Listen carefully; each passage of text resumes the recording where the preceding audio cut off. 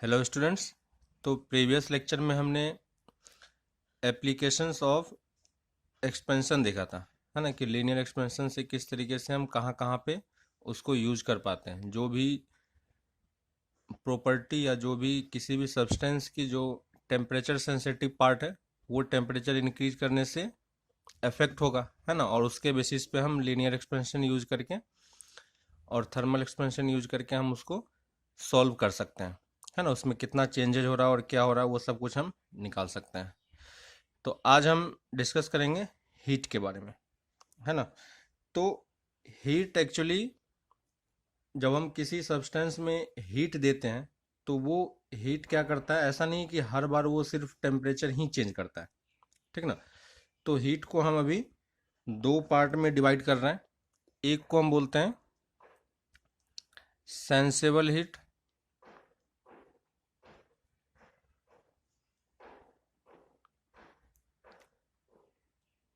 ठीक है। एक हो गया अपना सेंसेबल हीट और दूसरा हो गया जिसे हम बोलते हैं latent heat,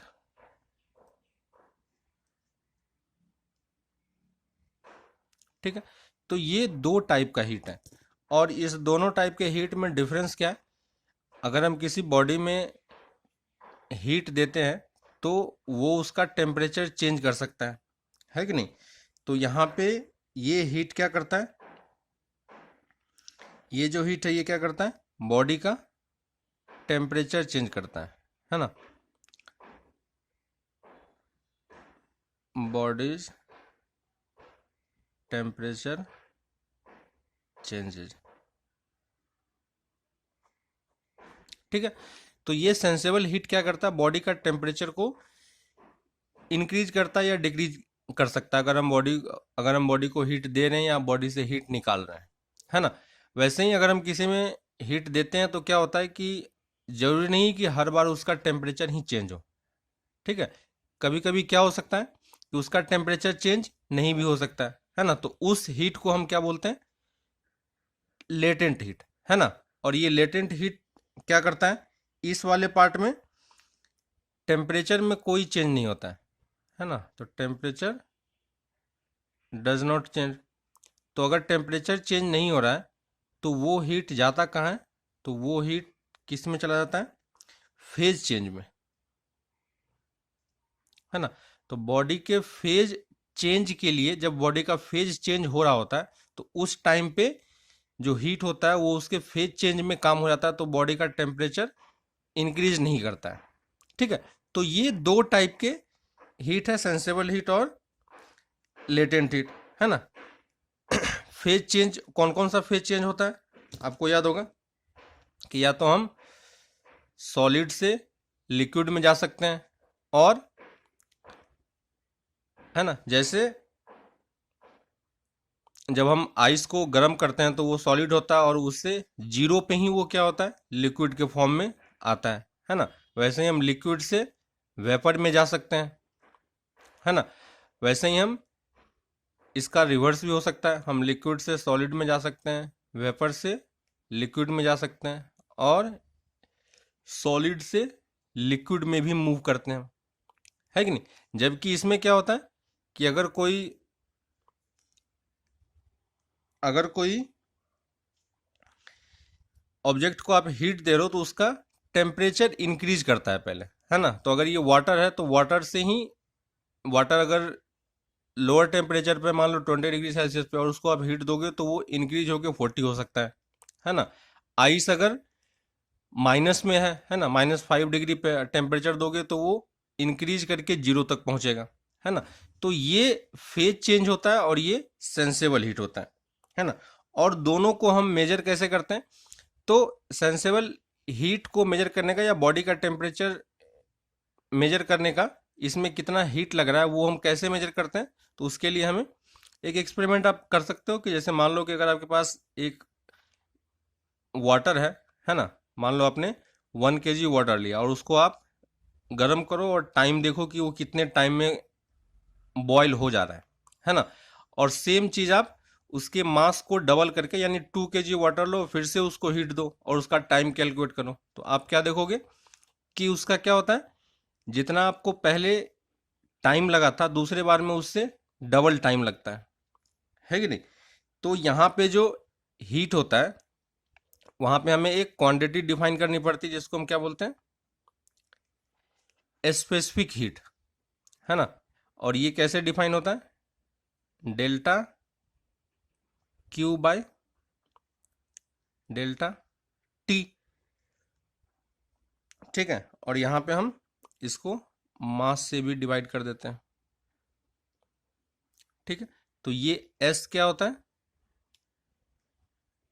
delta Q by M delta T, है ना। मतलब यहां से आपको समझ में आ रहा है कि जितना हमने हीट दिया उसके ही उस हीट को यूनिट मास टेम्परेचर इंक्रीज करने में, है ना, यूनिट मास के ऑब्जेक्ट को यूनिट टेम्परेचर इंक्रीज करने में कितना हीट लगेगा, है ना। तो इस स्पेसिफिक हीट को हम कैसे डिफाइन करेंगे, इसको हम क्या बोलते हैं, स्पेसिफिक हीट, है ना। तो ये स्पेसिफिक हीट है और इसका डेफिनेशन क्या होगा, हीट रिक्वायर्ड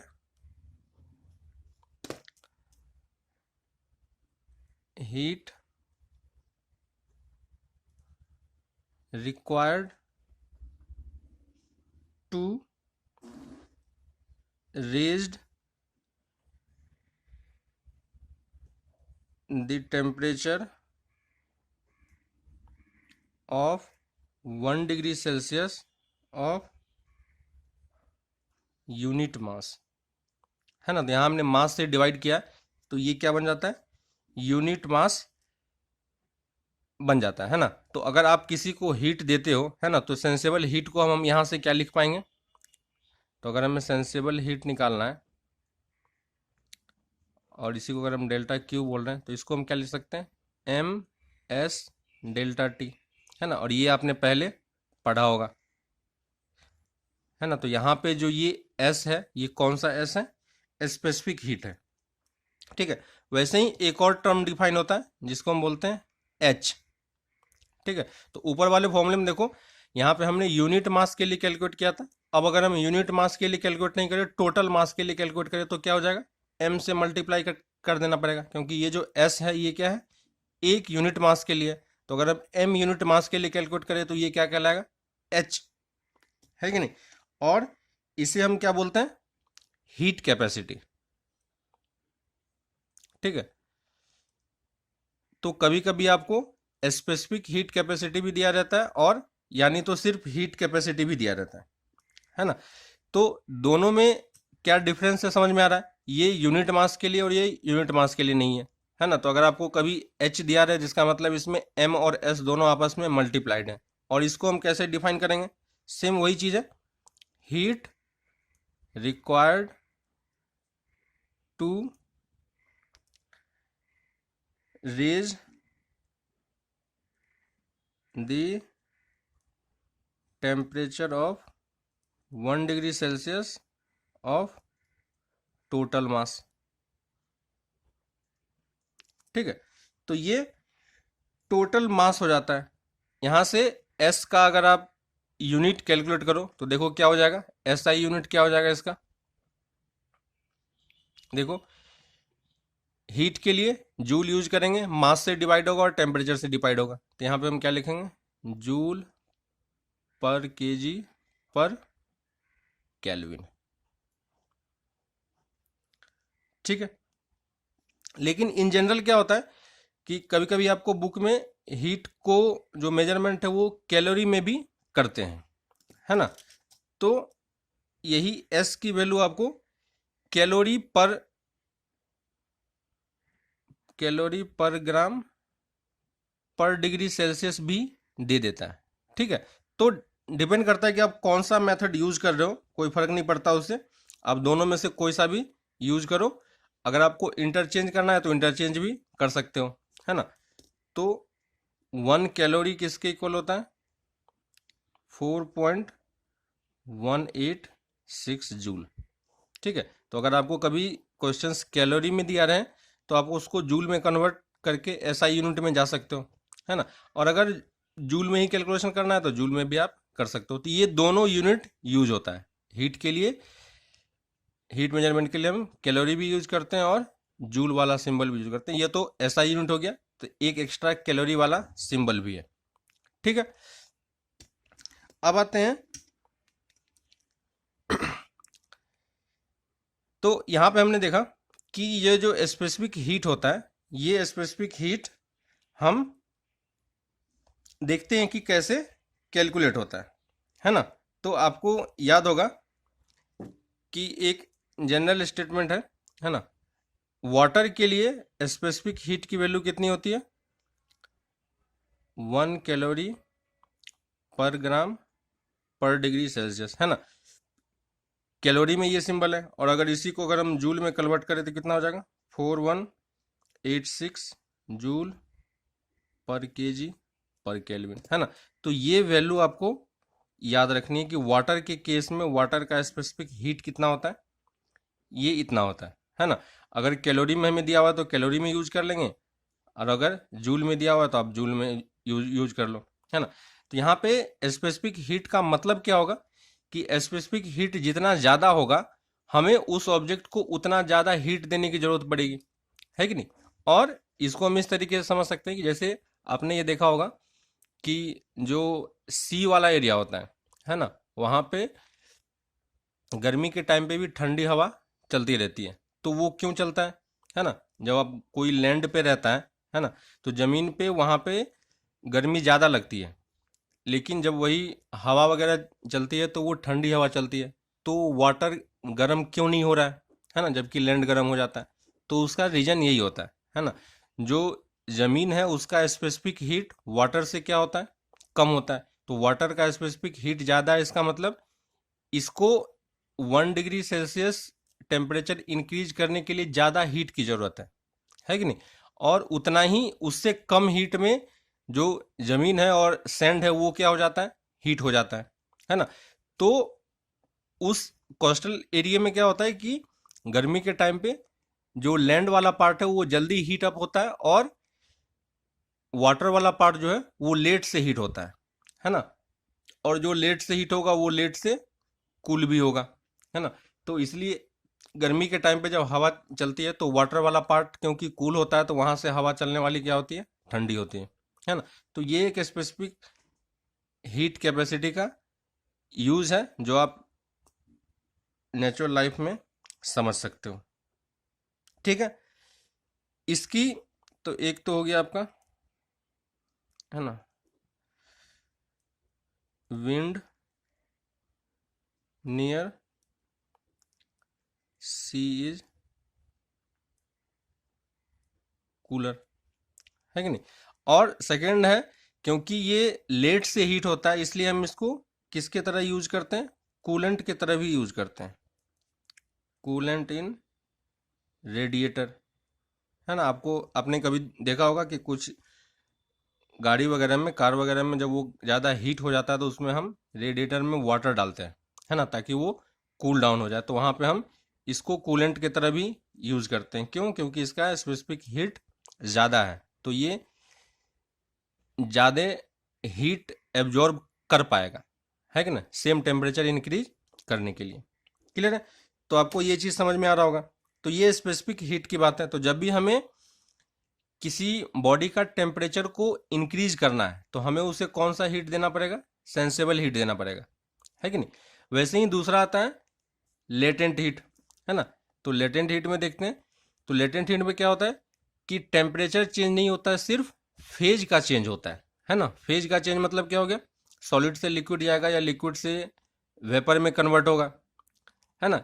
उसी तरीके से लिक्विड से सॉलिड में भी जा सकता है, वेपर से लिक्विड में भी जा सकता है, और सॉलिड से डायरेक्टली वेपर में भी कन्वर्ट होता है ना। तो सॉलिड से वेपर के कन्वर्जन को हम क्या बोलते हैं, सब्लिमेशन, है ना। ये भी आपने किया होगा पहले।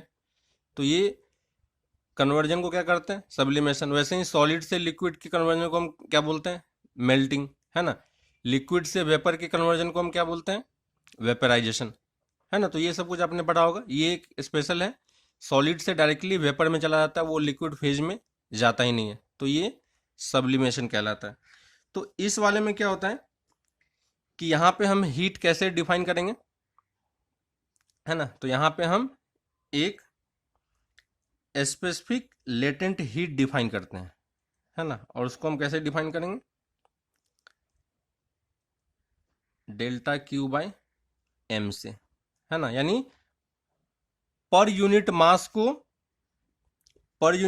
को फेज चेंज करने में कितने हीट की जरूरत पड़ेगी, है ना। तो इसको हम क्या बोलते हैं, स्पेसिफिक लेटेंट हीट। ठीक है। तो इस केस में क्या होता है कि टेम्परेचर हमारा चेंज नहीं होता, इसलिए इसमें डेल्टा टी का कोई मतलब नहीं है ना। तो अगर हमें यहां से लेटेंट हीट कैलकुलेट करना हो, है ना, तो लेटेंट हीट की वैल्यू हम क्या लिख पाएंगे, m इंटू एल। क्लियर है। तो हर एक फेज का अपना अपना लेटेंट स्पेसिफिक लेटेंट हीट होगा, है ना। वैसे ही एस और एम एल जो है ये किस पे डिपेंड करेगा, ऑब्वियसली मटेरियल पे डिपेंड करता है ना। तो ये जो स्पेसिफिक लेटेंट हीट है और ये जो स्पेसिफिक हीट कैपेसिटी है, ये सब किस पे डिपेंड करता है, मटेरियल पे डिपेंड करता है। ऑब्वियसली टेम्परेचर डिपेंडेंट है ही, है ना, और साथ ही साथ प्रेशर पे भी डिपेंड करता है। क्लियर है।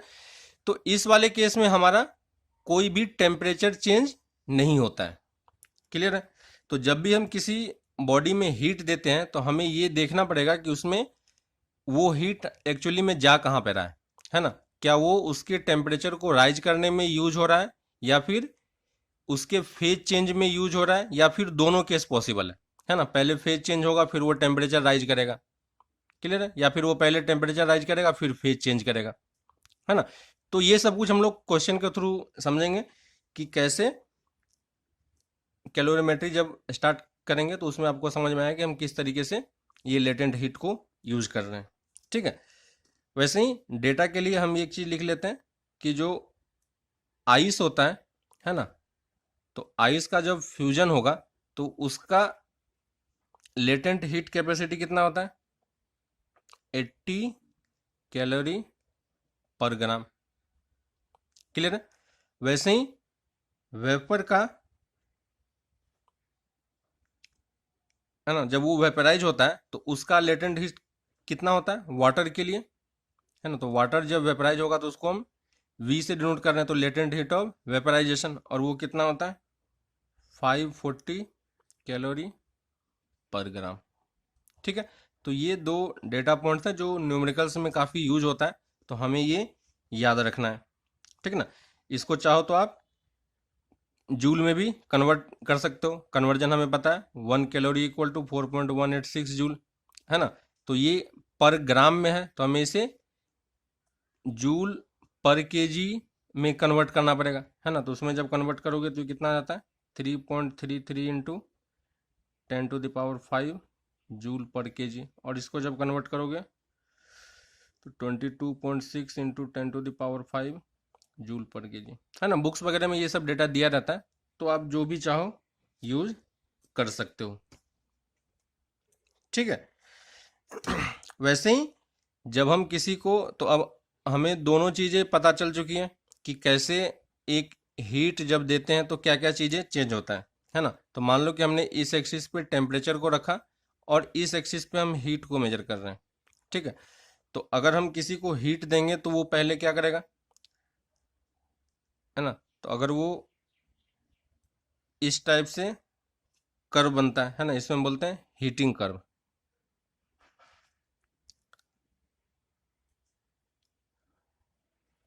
ठीक है।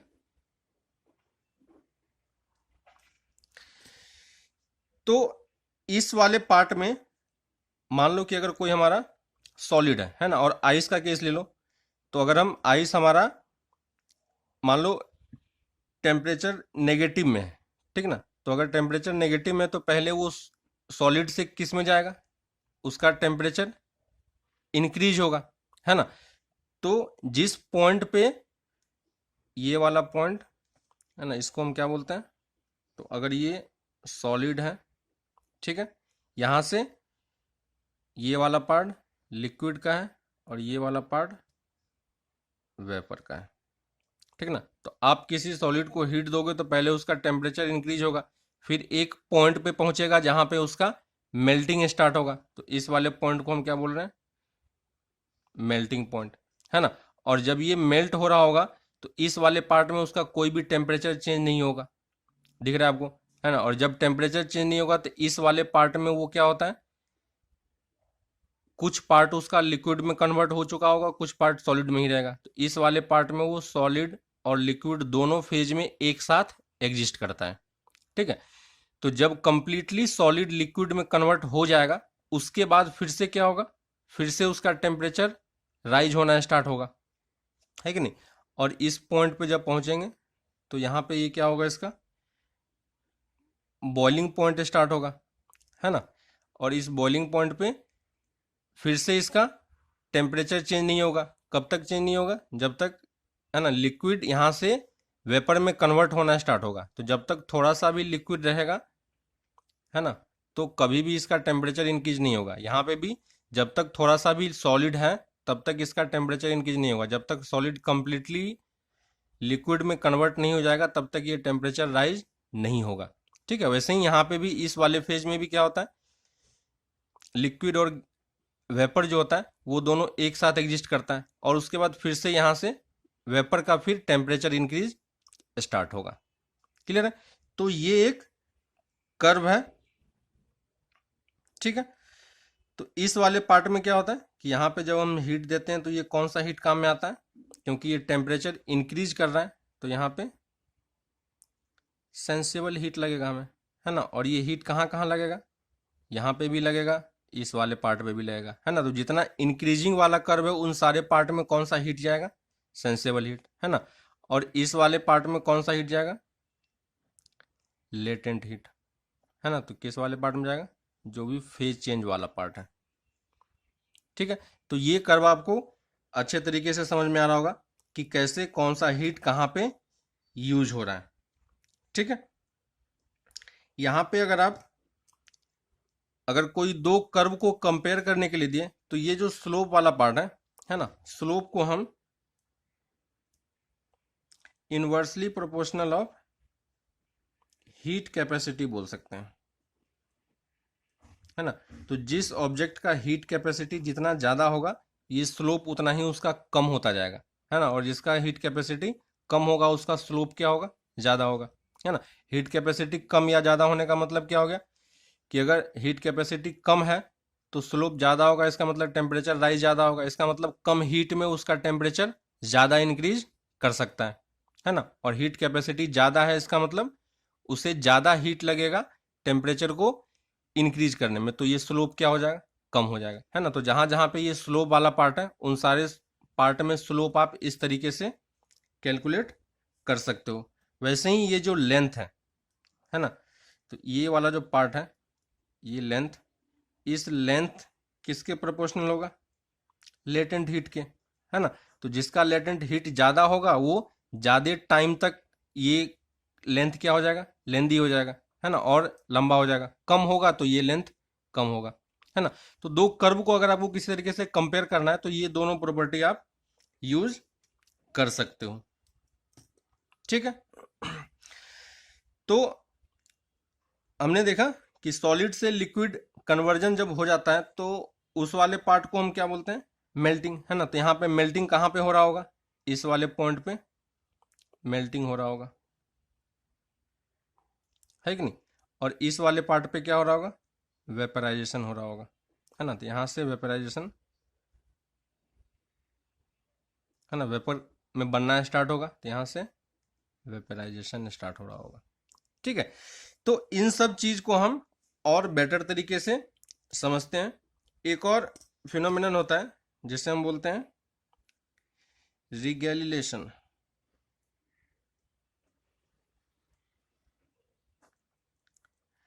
है ना। तो इस वाले पार्ट में क्या होता है कि ये बस आप देख लो, रीफ्रीजिंग फेनोमेना, है ना। तो मतलब इसका मतलब क्या होगा कि जैसे आप कभी आपने देखा होगा कि अगर किसी आइस क्यूब में हॉट वायर को हम लगाते हैं, है ना, तो हॉट वायर क्या करता है, उस आइस को कट करते हुए बीच तक में आ जाता है। तो जैसे ही वो हॉट वायर उसको क्रॉस करता है तो आइस का ऊपर वाला पार्ट फिर से क्या हो जाता है, फ्रीज हो जाता है। तो उसी को हम क्या बोलते हैं, रीफ्रीजिंग फेनोमेनन, है ना। तो अगर कोई रीफ्रीजिंग फेनोमेनन हो रहा है तो उसको हम रिगैलेशन प्रोसेस कहते हैं। ठीक है, तो एक टर्म है, कभी आया तो बस याद रखना है ना। एनसीईआरटी में इसको एक एक्सपेरिमेंट के थ्रू बताया गया, तो वो आप एक्सपेरिमेंट वगैरह फिर से पढ़ लेना, तो आपको अच्छे तरीके से क्लियर हो जाएगा। ठीक है, तो यहां तक हमने ये चीजें देखा कि किस तरीके से जो हीट है वो कहाँ कहाँ पे हमारा यूज हो रहा है और किस तरीके से वो चीजें अप्लाई हो रही है। ठीक है, एक और चीज हम देख लेते हैं जिसे हम बोलते हैं ट्रिपल पॉइंट। ठीक है, तो इसे हम बोलते हैं फेज डायग्राम। प्रीवियस क्लास में भी जब हमने टेम्परेचर को डिफाइन किया था, है ना, तो जो एक थर्मामीटर था कांस्टेंट वॉल्यूम वाला, वहां पे हमने जो टेम्परेचर लिया था वो कौन सा लिया था, ट्रिपल पॉइंट वाला, है ना। तो ट्रिपल पॉइंट वो कहाँ से समझ में आएगा, ये फेज डायग्राम एक बार हम ड्रॉ करते हैं, है ना, बस सिंपल सा है। आप देख लो कि अगर हमारे पास ये प्रेशर है और ये टेम्परेचर है, ठीक है, तो क्या होता है कि इन जनरल किसी पॉइंट पे इस टाइप का कोई कर्व होगा, है ना। यानी अगर आप किसी लिक्विड के केस में अगर हम देख लेते हैं कि लिक्विड के केस में यहां से इस तरफ क्या होगा, लिक्विड का होगा, है ना, और इस तरफ वेपर का होगा, है ना। तो हम फेज ड्रॉ कर रहे हैं, तो कहीं ना कहीं एक पॉइंट होगा जो लिक्विड और वेपर के पार्ट को क्या कर रहा होगा, सेपरेट कर रहा होगा, है ना। और यही वाला पार्ट क्या होता है, इसी वाले पार्ट में फेज ट्रांसफर होता है ना। तो ये फेज का डिवाइडिंग लाइन हम ड्रॉ कर रहे हैं। तो ये इस तरफ लिक्विड हो गया और इस तरफ वेपर हो गया। वैसे ही सॉलिड और लिक्विड के लिए भी क्या होगा, फेज अलग अलग होगा, है ना। और वैसे ही इस टाइप से सॉलिड और वेपर के लिए होता है ना। तो कोई ऑब्जेक्ट जो डायरेक्टली जो सॉलिड से इस वाले फेज में क्या होता है, इसको हम बोलते हैं आइस लाइन, है ना। तो आइस लाइन में यहां से इस वाले से पार्ट से इस वाले पार्ट में क्या होता है, मेल्टिंग होता है कि नहीं। वैसे ही इस वाले पार्ट को हम क्या बोलते हैं, वेपर लाइन, ये हमारा वेपर लाइन है। और इस वाले पार्ट से इस वाले पार्ट में क्या होता है, बॉइलिंग, है ना। वैसे ही सॉलिड से डायरेक्टली वेपर का भी ट्रांसफर होता है ना। इसको हम कौन सा लाइन बोल रहे हैं, सॉलिड लाइन बोल सकते हो, या इसको इसको हम बोलते हैं हॉरफ्रॉस्ट लाइन। ठीक है, तो इस वाले पार्ट में क्या होता है कि सॉलिड से डायरेक्टली वेपर में कन्वर्जन होता है, और सॉलिड से वेपर में कन्वर्जन को हम क्या बोलते हैं, सब्लिमेशन, है ना। और जो सब्सटेंस सब्लिमेशन प्रोसेस शो करता है उसको हम क्या बोलते हैं, सबलाइम, है ना। तो सबलाइम एलिमेंट कौन कौन सा होता है, याद होगा आपको, या किया होगा आपने केमिस्ट्री में, सॉलिड CO2, है ना। और जिसको ड्राई आइस भी बोलते हैं। तो ड्राई आइस क्या होता है, डायरेक्टली सॉलिड से वेपर में कन्वर्ट हो जाता है। वैसे ही आयोडीन भी सॉलिड से वेपर में कन्वर्ट हो जाता है ना।